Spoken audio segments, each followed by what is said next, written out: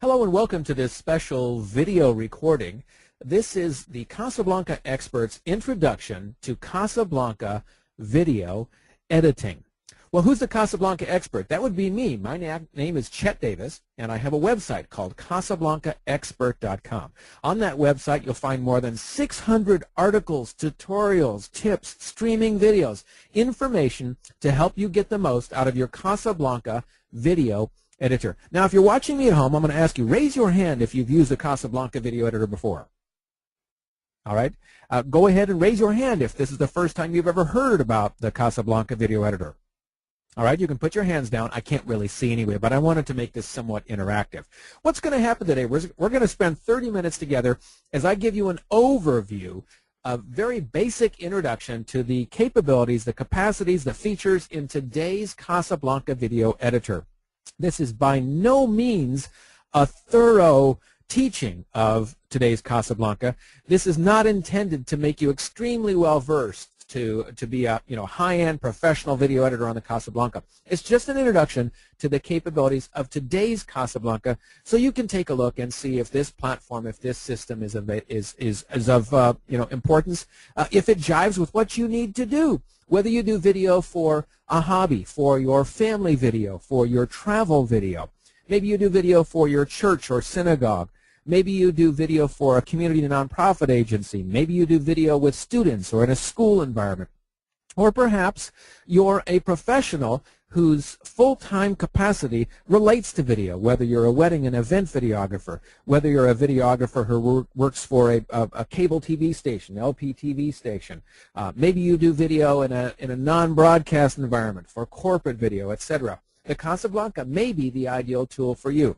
What I'm going to show you today is the construction, the creation of a very short video project, so you get a sense of the workflow, of the capabilities of the current version of Casablanca. Casablanca started about 10 years ago and was the first digital nonlinear video editing system in a box, a totally self-contained unit that didn't require you figuring out how to connect a computer and all the different components. It was also the very first nonlinear system, and so many people were surprised who came from tape-based editing, otherwise known as linear-based editing, whether you were doing A/B cuts or straight cut-to-cut. And it facilitated some really cool capabilities in the ability to storytell with digital technology tools. Let's take a look at today's Casablanca. Here's the rear of the unit. And the Casablanca units I'm talking about today is the Casablanca S3000 and the S6000. Both are virtually identical outside. It's the hard drive space and the processor that differentiate the two specific models. Now, when we look at the back of the Casablanca, you get a sense of what's possible in terms of inputs and outputs. What's nice about this, even though the system is capable and able to import and edit the contemporary camcorders that you find available for purchase now that do the HDV, that do the AVC HD, that do the MOV files, you have to have a very powerful computer or dedicated computer, which is a Casablanca, to be able to import and process these images. It's nice that, and Casablanca is fairly unique in this arena, that it also allows you to bring in what I call legacy footage, the video footage that was shot maybe 2 years ago or 8 or 10 or 15 years ago, and you want to incorporate that. So you can see on the back of the Casablanca, here's an S-video port. This is S-video in, so we can bring in the S-video signal from VHS or from Hi8, etc.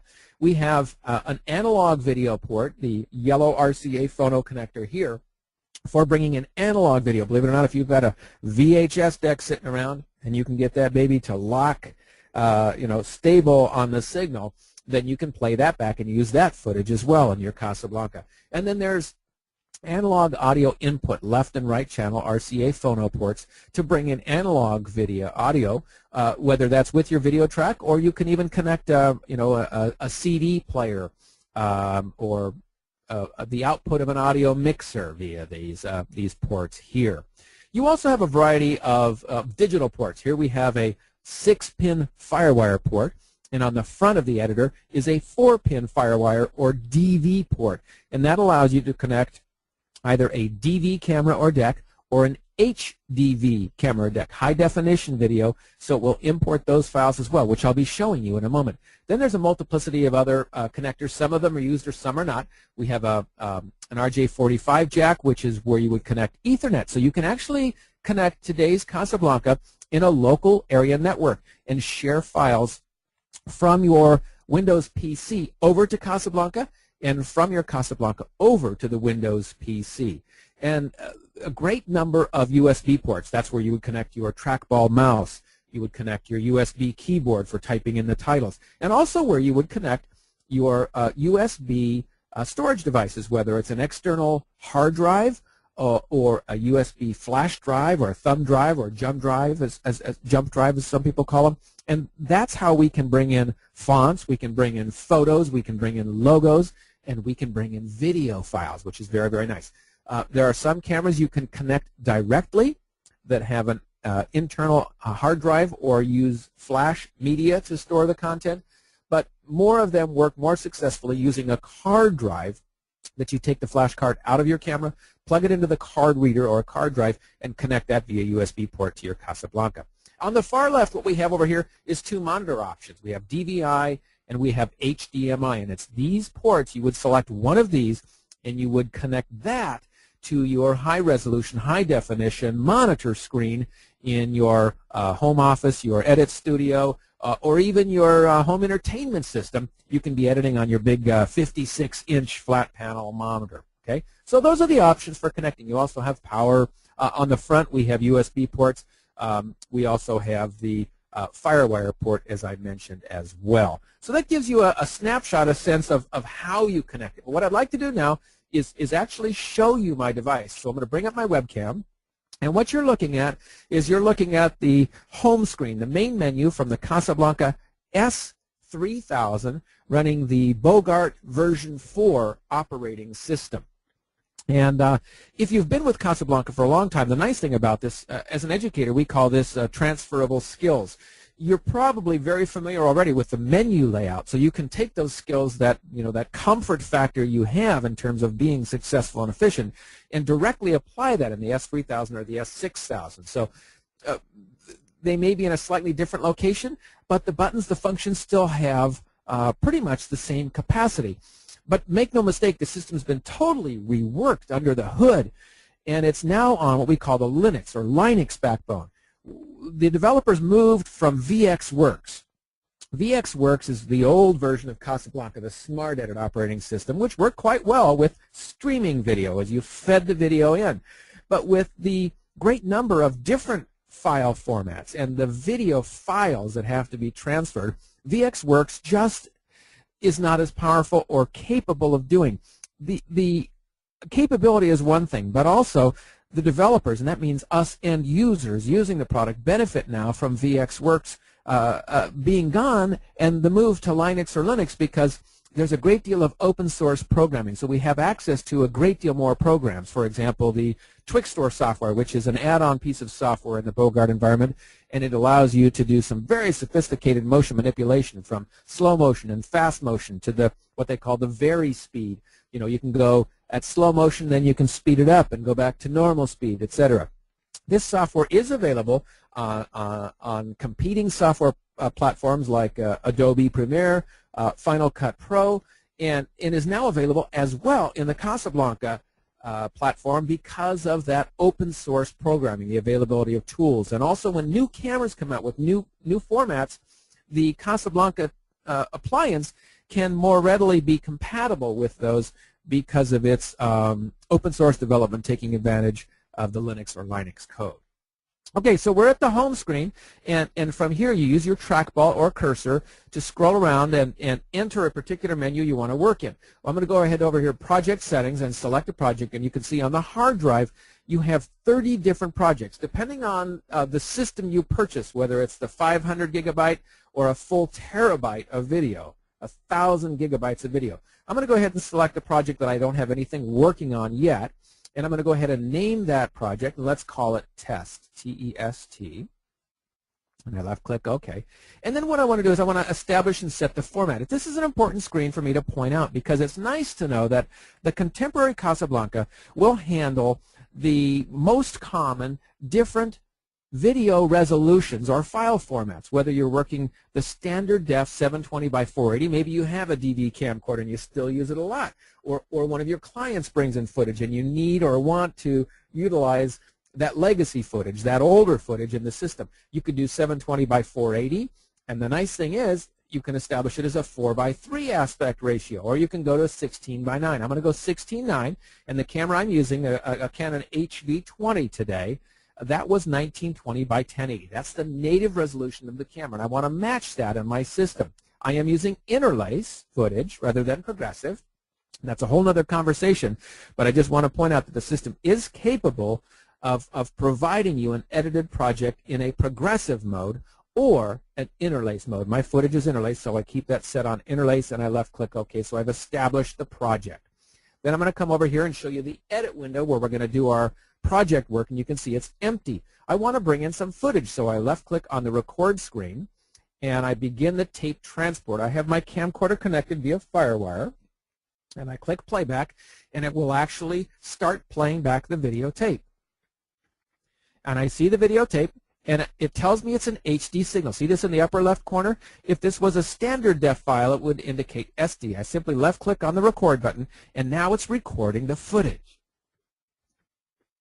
I've chosen to tell the Casablanca not to show me the video file while it's recording, okay? And I left-click stop on that. So I've stopped the camcorder. Okay. Now that's an interesting focus, isn't it? Or lack thereof. There we go. Okay, so I tell the camera to stop, and what we have is we come back and we see the video file here. Okay, and I'm going to go ahead now and play that back for you so you can see. We have approximately 13 seconds of this video recorded. And there's a little bit of a time shift on the webcam, so that's not the editor. That's just has to deal with the webinar technology. So I just wanted to show you how easy it is to bring in footage. Now that's bringing in footage from a file, from a connector. That's a FireWire or DV connector. If I wanted to bring footage in via USB connection, which is again how we bring in footage from most of the contemporary cameras, here's how we do that. We would left-click on the USB icon, and it shows us our files. And what I have is it's showing you I have a Kingston Data Traveler USB flash drive attached, and here's the various files on there. Now I do have a file that is this MOV file. Well, here's a prettier one. Here's a clouds background. Now this is a royalty-free clip I found on the internet, and I want to incorporate that in my project. And I left-click OK, and it's going to begin to import that file into the Casablanca video editor.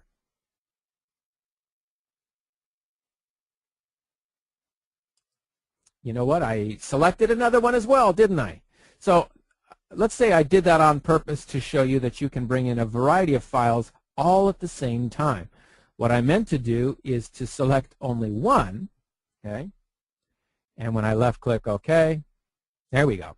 Now we are importing that one specific file into the Casablanca. Although this is a royalty-free background clip, this is the same process for bringing in video files from your flip camera or your Kodak Play camera, from bringing in video files from your file-based video camera. For example, if you're working with a Canon 5D or a Canon T2i, etc.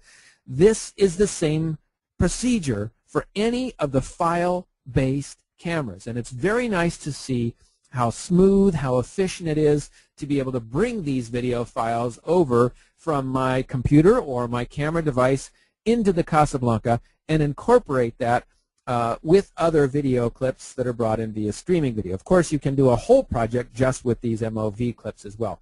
Once the screen disappears, you come over to your edit bin, and there we have the file, a nice, clean HD clip from an MOV file or a QuickTime file. Okay, so that's how easy it is to bring footage in. What I want to do now is come over to a project I've set up previously for this lesson today. And this is an HD file. And again, you can see 1920 by 1080, a 16 by 9 aspect ratio, and it is an interlaced project just like we showed you a moment ago in terms of importing footage. But I've taken the liberty of importing all this footage prior to the lesson today. So here we have Oregon 2010. So this was shot in the summer of 2010 on family vacation. And you can see down here, it's 12 minutes, 23 seconds, and 19 frames. So this is kind of the little view screen. When I click on any clip, you can see the little view screen. The identifier here tells me the length of time of that clip, and also I can begin to play it back. So by clicking this playback button, this triangle on the bottom right corner, it begins playing back that file. Right. So this is the raw footage. This is the huge percentage of different clips that I shot using this video camera while on summer vacation in Oregon. This particular footage in the Columbia River Gorge and some of the beautiful waterfalls there. I'm going to go ahead and stop that. Now, a logical question a lot of people ask at this point in time is, okay, Chet, how did you get that one scene that you imported from your camera into all the separate components or separate pieces? Well, as long as you're using a contemporary camera and bring the footage in either via FileBase or via FireWire, DV cable, it will allow you to split that footage up using the auto split function. You simply come here to split and left click on auto, and it says, where would you like that? Okay? And when you click OK, it will break it up into all the separate pieces that were created on that same file or with that same camera, that recording session. Okay? Now, I've taken the advantage of using some of the newer functions in the Casablanca operating system, and that's one to manage a longer video project much more efficiently in terms of time efficiency. And that's accessed by clicking this option button down here in the bottom right corner. And I've already identified a group.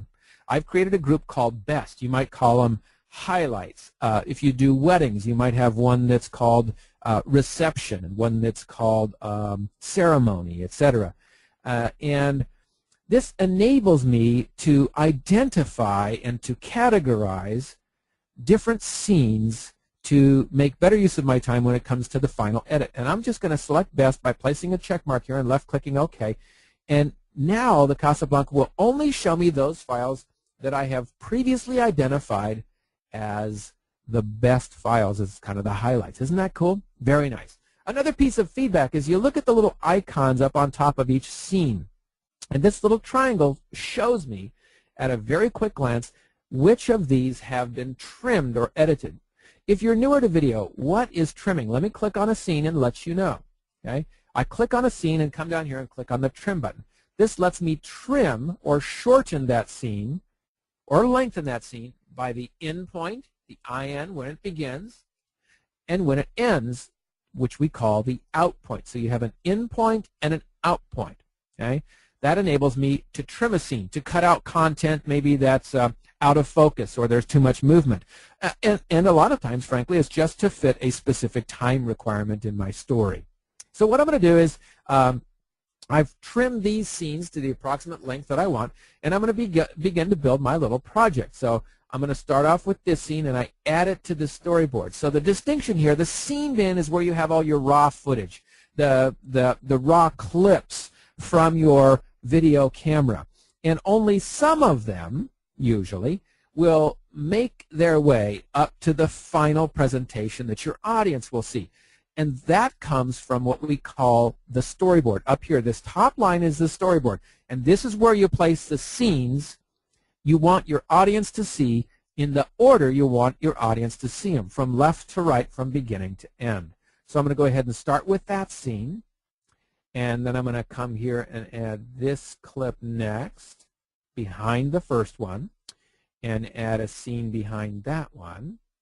And then I'm going to go ahead and add a shot of my wife and son at the waterfall, and then a close-up of that same waterfall. Then let's go for some nature footage here. We have a couple shots of flowers, and we've added those in a row. And what's nice is there is a function on the Casablanca that will also help me to make sure that I include the scenes that I want and avoid duplication. That's this little check mark here. So it shows me Okay, Chet, these are the scenes in your scene bin that you have not chosen to use yet. So I'm going to go ahead and add that scene next. Okay, so we have a scene.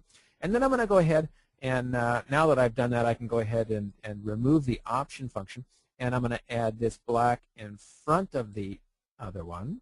Okay, and then cancel that. And also add that video black at the very end. Okay. So in a very short period of time, we've utilized the efficiency functions in the Bogart environment of the contemporary Casablanca to put together a very short video presentation. I can find now the next step is we can go ahead and add our titles and our transitions. So let's go ahead and add an opening title. I'm going to use this function. In the basic set, you can see that there's a number of sets, and each one of these has a variety of different parameters depending on the kind of title that you're creating and using. Okay, so I'm going to add this title here, and I click on Enter Edit Text, and I'm going to change that from the title that we now see into a title that's going to be entirely my own. Let's call this Oregon 2010. How's that for a very creative title, huh? Okay. So I can use the fonts that are included on the system. The other nice thing is I do have the capability of importing fonts. So if I have access to true type fonts, and you can see I've got 3 of them here, I can import these fonts right on the system. And there's a font here called Shaun the Sheep, and I can adjust the size of that font. Okay? And you can see that 2010 now is built around that specific font, where the other line is built around the existing font. I'm going to show you how to easily correct that in a moment. Then under Style, we can go ahead and add, let's add this nice deep forest green. Or if we want to be truly authentic, I can pick color from the background. So I can come over here and pick some green from the trees. Click OK. And maybe I want to keep kind of that same hue, but make it a bit darker. And we can establish an outline or an edge and also a drop shadow. So we have the ability, and let's make a very light drop shadow here.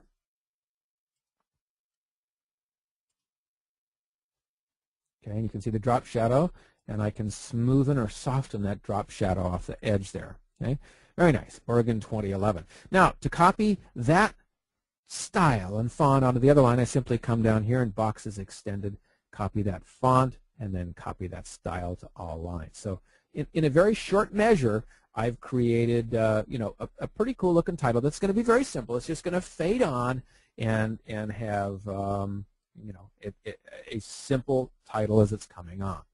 So I'm creating or rendering this in high resolution. So the finished piece will look really clean, really professional, high quality, at the resolution that I set the project up to begin with, and the title fades out.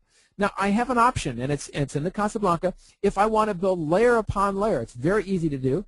Right in that same title menu, I have the ability to do what we call a scene function, and the scene function just lets me permanize or lock that on there, so I can go back now and do another title and another title and another title. Very, very efficient. Now, I want to do something special down here as well and show you this newer capability in the Casablanca. Many, many people have the request and the need to insert client logos or images with their video project. Even if you're doing community nonprofit work for your church organization, perhaps you have a logo, a title, a pre-created graphic that you want to use in your system. Today's Casablanca is capable of handling that. And I have, for example, a PNG file, which is a kind of a very specific graphic that was set up that has transparency at a very specific size, and I can select that. So watch how easy this is to do here. I can select an empty box, and I have 60 folders, if you will, or 60 spaces that I can go ahead and grab an image from, and now it's showing me what's on my thumb drive. So for example, I have a logo here from the Winter Olympics, and I have this logo here, Travel Oregon. I left-click OK. And now I'm going to go ahead and use that logo. Then I simply decide where I want to position it. So I can position that wherever I like. If I want a bug or logo in the bottom corner, and I can adjust the size. You can see how easy it is to do that with these two buttons, the position and size button. And I left-click OK. And by left-clicking OK, it will make a copy of that scene, that full motion video, with the logo on top. And you can see it's got some transparency to the logo around the edges. So real clean, real professional, very easy way to import your graphics, your logos, your graphic screens that you need to use in your video production and integrate them with the production. So now I've got this finished version that you'll see with the logo on it there in the bottom right corner. And I'm going to go ahead and replace that in the storyboard. It now becomes part of the main scene. Then I'm going to come over here to transitions and show you how easy it is. Perhaps I just want to add a simple crossfade or a dissolve to the whole storyboard. Well, I can add individually very easily and select different functions. For example, the Z1 page turn. I can do blue box or chroma key work. I can do picture in picture. But let's say I want a simple crossfade or dissolve across the whole storyboard quickly and easily. I simply left-click on the option button. I select Add Automatically and select the effect, the transition.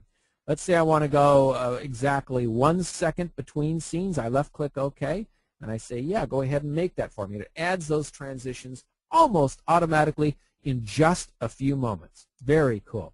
Then I'm going to come over to the audio menus. And you see we have two different audio menus. The menu where we bring audio in. So what I want to do is I want to put